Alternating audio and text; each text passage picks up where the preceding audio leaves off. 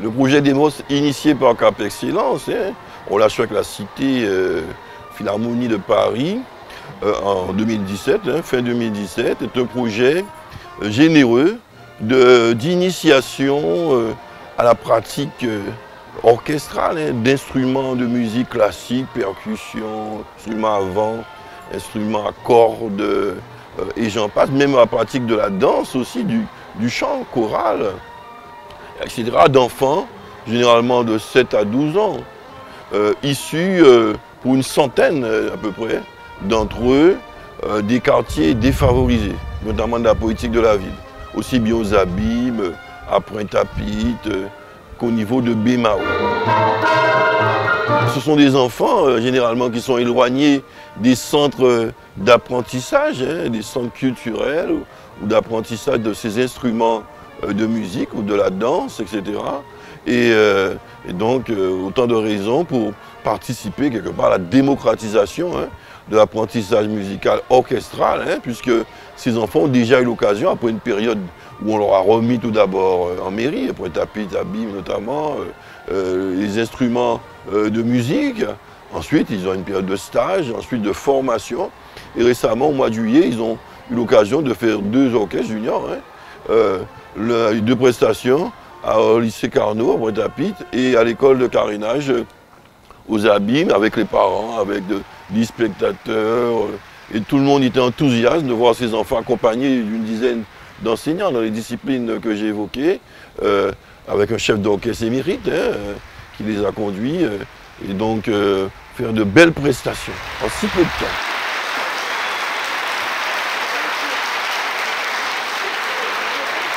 Bonjour, je suis Jocelyne Daril, directrice des actions et des politiques culturelles à Cap Excellence.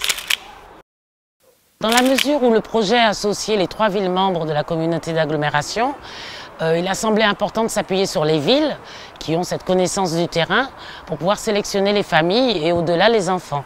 Donc on a fait appel notamment au CCAS, aux centres communaux d'action sociale, mais aussi aux associations et toutes les associations d'éducateurs spécialisés, comme c'est le cas pour le CEPSI qui est notre partenaire sur ce projet et qui a mis à disposition un certain nombre d'éducateurs sociaux.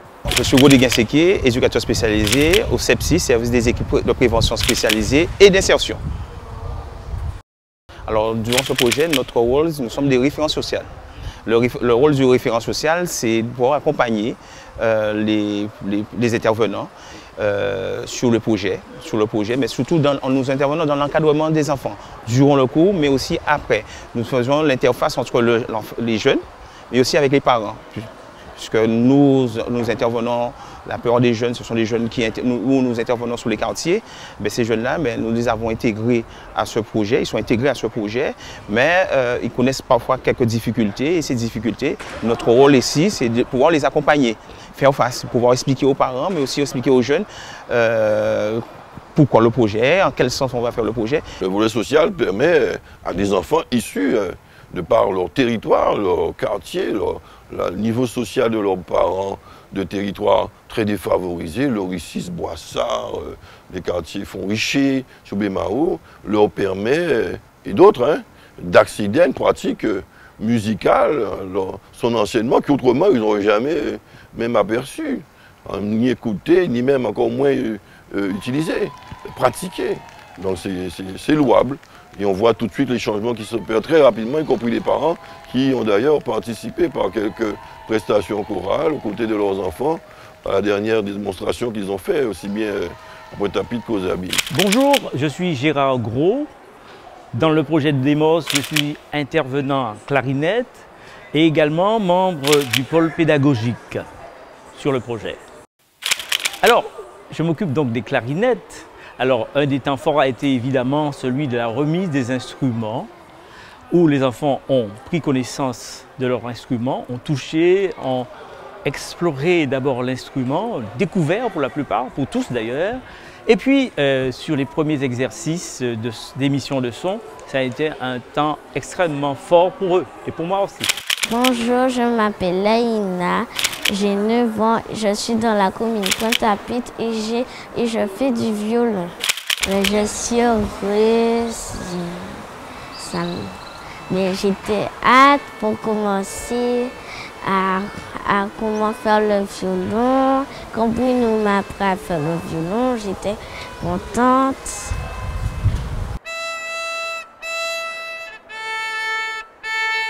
En fait, je connaissais déjà des gens, alors ça s'est bien passé. Je me suis trouvé beaucoup d'amis, les professeurs m'ont beaucoup aidé, ça s'est bien passé.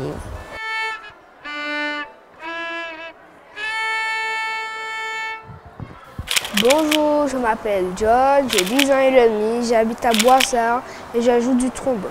Je passe en 6e et je suis avec le concert. Il y a M. Jean-Claude et M. J'ai oublié son nom. Non, ce n'est pas moi qui ai choisi le trombone parce que c'est les instruments de Boissard, alors c'est les instruments de Pointe-à-Pitre, alors ils ont donné différemment et normalement j'allais avoir un autre instrument, mais comme il manquait des gens dans le trombone, ils m'ont mis en trombone. Quand j'ai vu le trombone pour la première fois, j'étais content et en même temps j'étais pas content parce que je voulais un autre instrument que le trombone. Le trombone, c'est un instrument qui ne se manie pas tout de suite. Après, quand on s'entraîne, ça vient.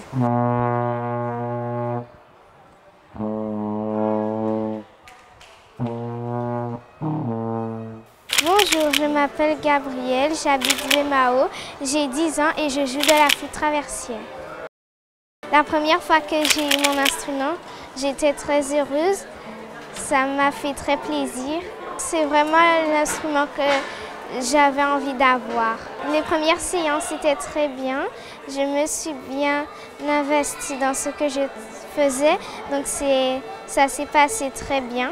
J'ai appris des notes, comment jouer avec mon instrument, ce qu'il fallait faire ou ne pas faire et plein d'autres choses.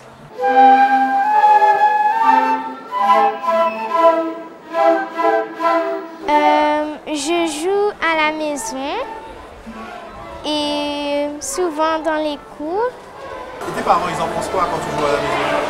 Eh ben, ils sont très fiers que j'apprenne un instrument parce que ils voient que ça me rend très heureuse de le jouer à la maison.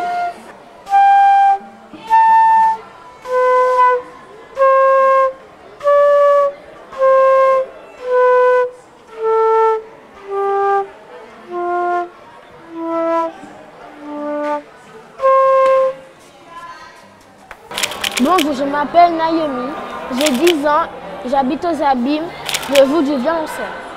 Oui, c'est moi qui ai choisi de jouer du violoncelle parce que j'ai trouvé ça intéressant, c'est pas trop difficile à jouer non plus. C'était un petit peu compliqué parce que je ne savais pas où poser mes doigts et depuis là je trouve ça très facile à jouer. Je joue pendant les cours à la maison. Quand je joue à la maison, ils pensent que je joue très bien, je joue bien. La plupart d'entre eux ont été fascinés par l'instrument, ont découvert cet univers qu'ils ne connaissaient pas et nous avons été, nous les formateurs, impressionnés par cela parce qu'on sent bien dans la progression de leur travail qu'il y a cet appétit, qu'il y a cette soif d'avancer dans la pratique instrumentale et qui s'entend par la sonorité qu'ils émettent. Je crois qu'ils connaissaient même pas, ils ne savaient même pas que l'instrument existait, je crois, pour certains. Et puis, on dit souvent que c'est l'instrument qui choisit l'enfant. Il y a un peu de ça. Il n'y a pas eu de difficulté vis-à-vis des enfants pour qu'ils trouvent l'instrument qui leur corresponde. Maintenant, ils sont répartis par famille d'instruments, donc les cordes, les bois et les cuivres. Les groupes, ce sont des groupes de 15 enfants, sont répartis sur les 3 communes. Donc nous avons 4 groupes aux Abîmes, 2 groupes à Bémao et 2 à Pointe-à-Pitre. À Pointe-à-Pitre, les cordes, à Bémao, les bois et les cordes.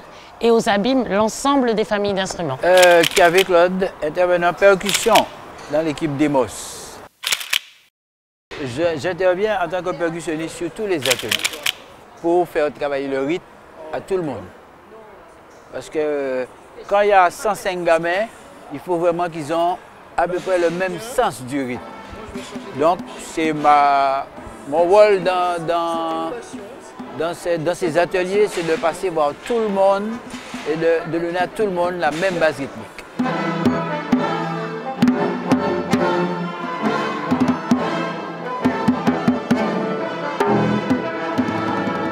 En termes d'évolution, les enfants qui ont commencé le projet, ils n'ont presque pas grand-chose à voir avec les enfants d'aujourd'hui en matière de concentration, en matière d'attention, en matière d'écoute, en matière de fonctionnement en groupe. Ça, c'est vraiment des domaines dans lesquels ils ont progressé énormément. Je ne parle même pas de l'apprentissage de l'instrument, mais la sociabilisation qui s'est faite. Ça vraiment, pour moi d'abord, c'est le premier niveau vraiment intéressant qu'il y a des boss. C'est le fait qu'il y ait des petits mondes assez turbulents, des petits mondes quoi. Après ils ont la concentration, ils prestent un moment de silence. Un bon moment parce que c'est quand même des séances assez longues. Donc c'est vraiment ça. Le projet a démarré en fait en novembre. Ils ont commencé d'abord par des exercices de motricité et de chant, pour aussi les développer de ce point de vue-là.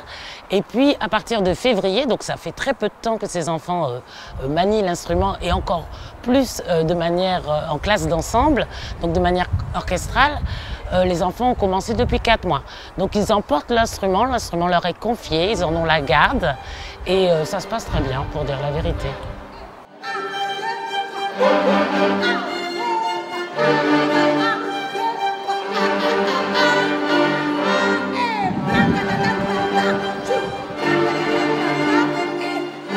Alors évidemment, accompagner un projet de cette nature nécessite une forte mobilisation du maître d'ouvrage, donc du porteur de projet.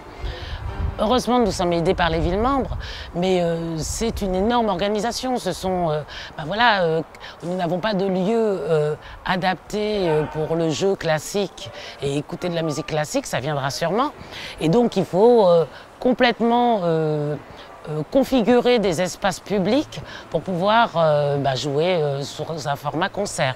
C'est notamment des jauges entre 300 et 400 sièges pour le public. C'est également 150 chaises sur scène pour l'orchestre.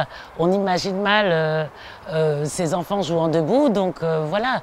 C'est aussi du matériel scénique, du transport pour les enfants, parce qu'ils viennent de toute l'agglomération et des quartiers de toute l'agglomération. C'est également des prestataires qu'on sollicite pour avoir une tenue adaptée, uniforme. Donc en fait, il y a toute une économie derrière ce projet, en plus de l'organisation.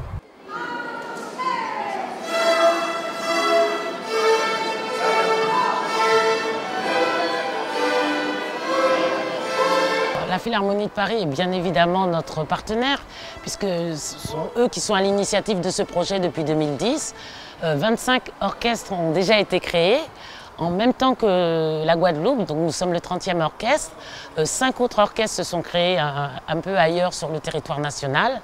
Voilà, donc la Philharmonie nous accompagne, tant sur la formation que sur tout ce qui est maintenance des instruments. Donc, il y aura pendant leur présence ces jours-ci en Guadeloupe, une formation sur la maintenance des instruments. Vous avez vu, c'est des beaux instruments de qualité, même de très haute qualité, il faut que les enfants apprennent à en prendre soin.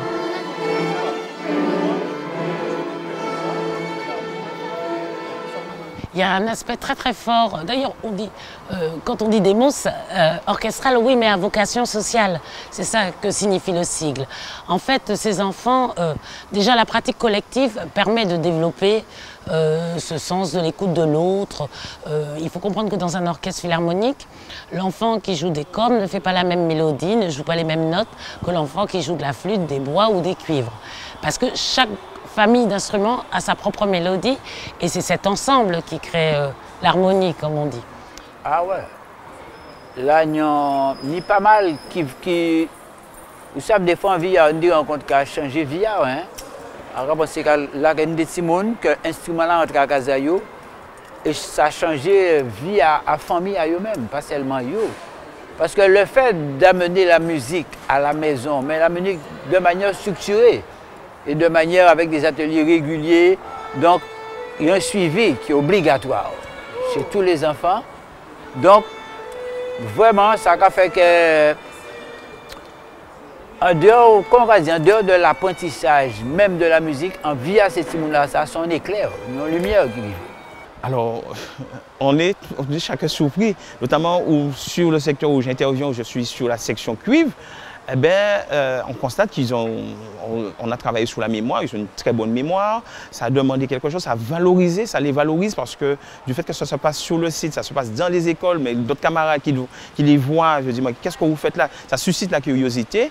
Ils ont eu l'occasion de faire quelques interventions en grand public, mais c'est valorisant.